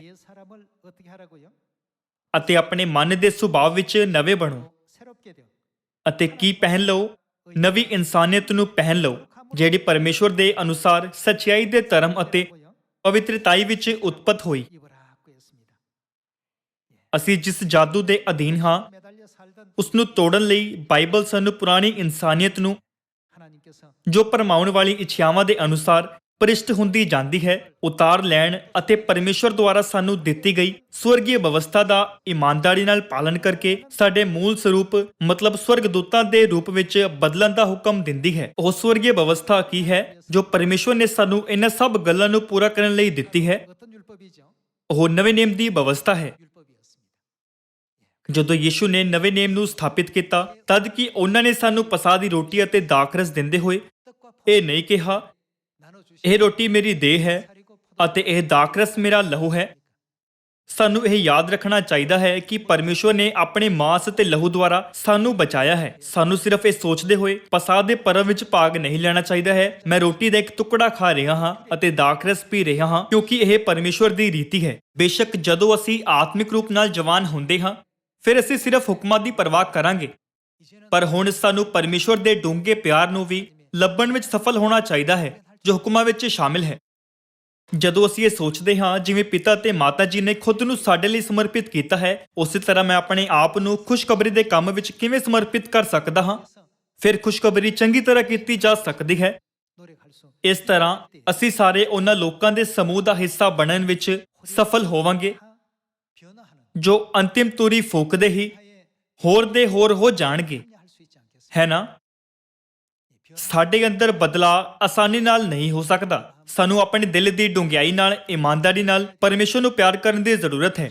ਕਿਰਪਾ ਕਰਕੇ ਯਾਦ ਰੱਖੋ ਕਿ ਜਿਸ ਸਮੇਂ ਤੁਸੀਂ ਪ੍ਰਾਰਥਨਾ ਕਰਦੇ ਹੋ, ਉਹ ਉਹਨਾਂ ਨਾਲ ਗੱਲਬਾਤ ਕਰਨ ਦਾ ਸਮਾਂ ਹੈ ਜਿਸ ਨਾਲ ਤੁਸੀਂ ਪਿਆਰ ਕਰਦੇ ਹੋ। ਤੁਹਾਨੂੰ ਕਿੰਨੀ ਉਤਸੁਕਤਾ ਨਾਲ ਇਸ ਖੁਸ਼ੀ ਨਾਲ ਭਰੇ ਸਮੇਂ ਦੀ ਉਡੀਕ ਕਰਨੀ ਚਾਹੀਦੀ ਹੈ। ਭਾਵੇਂ ਅਸੀਂ ਅਜਿਹੀ ਸਥਿਤੀ ਵਿੱਚ ਹਾਂ ਜਿੱਥੇ ਸਾਡੇ ਆਲੇ ਦੁਆਲੇ ਕੋਈ ਸਾਡੀ ਨਿੰਦਾ ਕਰਦਾ ਹੈ ਅਤੇ ਚਰਚ ਜਾਣ ਲਈ ਸਾਡੀ ਨਿੰਦਾ ਕਰਦਾ ਹੈ, ਜੇਕਰ ਸਾਡੇ ਕੋਲ ਪਰਮੇਸ਼ਵਰ ਲਈ ਪਿਆਰ ਹੈ, ਫਿਰ ਅਸੀਂ ਅਜਿਹੇ ਬਾਹਰੀ ਵਾਤਾਵਰਣ ਤੋਂ ਕਦੇ ਨਹੀਂ ਡੋਲਾਂਗੇ। ਬਾਈਬਲ ਵਿੱਚ ਇਹ ਲਿਖਿਆ ਹੈ ਕਿ ਕੀ ਬਿਪਤਾ ਜਾਂ ਨੰਗ ਜਾਂ ਤਲਵਾਰ, ਨਾ ਹੀ ਕੋਈ ਬਾਹਰੀ ਪਰਿਸਥਿਤੀ ਸਾਨੂੰ ਮਸੀਹ ਦੇ ਪਿਆਰ ਤੋਂ ਅੱਡ ਕਰ ਸਕੇਗੀ। ਸਾਨੂੰ ਪੱਕਾ ਹੋਣ ਅਤੇ ਜ਼ਿਆਦਾ ਦਿਆਲੂ ਵਿਸ਼ਵਾਸ ਰੱਖਣ ਦੀ ਲੋੜ ਹੈ। ਇਸ ਪੱਕੇ ਅਤੇ ਦਿਆਲੂ ਵਿਸ਼ਵਾਸ ਨਾਲ ਉਸ ਸਮੇਂ ਜਦੋਂ ਅਸੀਂ ਪਲਕ ਝਪਕਦੇ ਹੋਰ ਦੇ ਹੋਰ ਹੋ ਜਾਵਾਂਗੇ, ਅਸੀਂ ਪਰਮੇਸ਼ਵਰ ਨੂੰ ਕਹਿ ਸਕਦੇ ਹਾਂ, ਪਿਤਾ ਤੇ ਮਾਤਾ ਜੀ ਸਾਡੀ ਚਿੰਤਾ ਕਰਦੇ ਹਨ ਅਤੇ ਸਾਨੂੰ ਬਹੁਤ ਪਿਆਰ ਕਰਦੇ ਹਨ। ਤੁਹਾਡੇ ਅਸੀਮ ਪਿਆਰ ਲਈ ਧੰਨਵਾਦ। ਮੈਂ ਅੱਜ ਇਸ ਤਰ੍ਹਾਂ ਬਦਲਣ ਵਿੱਚ ਸਫਲ ਹਾਂ। ਮੈਂ ਇਸ ਪਾਪੀ ਨੂੰ ਇੱਕ ਧਰਮੀ ਦੇ ਰੂਪ ਵਿੱਚ ਬਦਲਣ ਦਾ ਹੁਕਮ ਦੇਣ ਲਈ ਪਿਤਾ ਤੇ ਮਾਤਾ ਜੀ ਨੂੰ ਸਦੀਪਕ ਧੰਨਵਾਦ ਅਤੇ ਮਹਿਮਾ ਦਿੰਦਾ ਹਾਂ। ਅੱਜ ਇਸ ਸਬਤ ਦੇ ਦਿਨ ਆਓ ਅਸੀਂ ਇੱਕ ਵਾਰ ਫਿਰ ਉਹਨਾਂ ਦੇ ਪਿਆਰ ਬਾਰੇ ਸੋਚੀਏ ਅਤੇ ਪਿਤਾ ਪਰਮੇਸ਼ਵਰ ਅਤੇ ਮਾਤਾ ਪਰਮੇਸ਼ਵਰ ਨਾਲ ਮਿਲ ਕੇ, ਜਿਨ੍ਹਾਂ ਨਾਲ ਅਸੀਂ ਬਹੁਤ ਪਿਆਰ ਕਰਦੇ ਹਾਂ, ਅਸਲ ਵਿੱਚ ਕਿਰਪਾਪੂਰਨ, ਅਰਥਪੂਰਨ, ਖੁਸ਼ੀ ਅਤੇ ਆਨੰਦ ਨਾਲ ਭਰੇ ਸਬਤ ਦੇ ਦਿਨ ਨੂੰ ਮਨਾਈਏ। ਆਸ ਕਰਦੇ ਹੋਏ ਕਿ ਤੁਹਾਨੂੰ ਜ਼ਿਆਦਾ ਕਿਰਪਾ ਪ੍ਰਾਪਤ ਹੋਈ, ਮੈਂ ਅੱਜ ਦਾ ਉਪਦੇਸ਼ ਸਮਾਪਤ ਕਰਨਾ ਚਾਹੁੰਦਾ ਹਾਂ। ਤੁਹਾਡਾ ਬਹੁਤ ਬਹੁਤ ਧੰਨਵਾਦ।